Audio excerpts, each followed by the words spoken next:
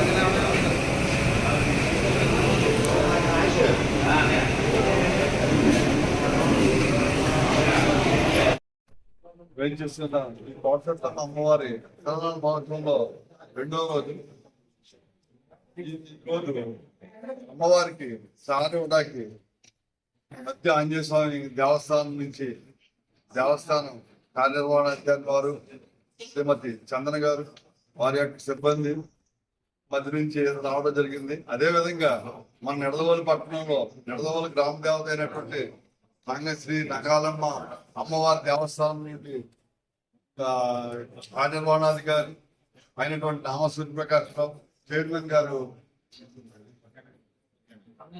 ఇంకా నాగేశ్వరరావు గారు,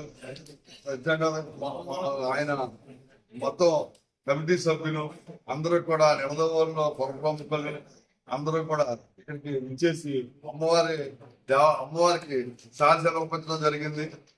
ఈ సందర్భంగా దేవస్థానం దేవాదాయ ధర్మాదాయ శాఖ తరఫున నేను కృతజ్ఞతలు తెలియజేస్తున్నాను.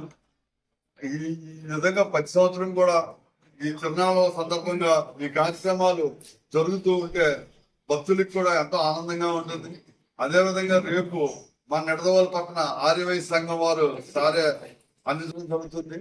ఎదురుగా 18వ తారీఖు రాజమండ్రి నుంచి రాజలక్ష్మి అడ్వకేట్ గారు 100 మంది మహిళలతో అక్కడ నుండి వచ్చి సారించడం జరుగుతుంది.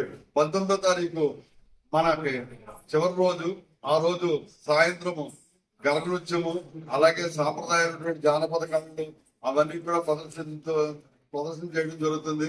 కాబట్టి భక్తులందరూ కూడా విచ్చేసి ఈ తిరునాళ్ళ మహోత్సవాన్ని జయప్రదం చేయాలని కోరుతున్నాం.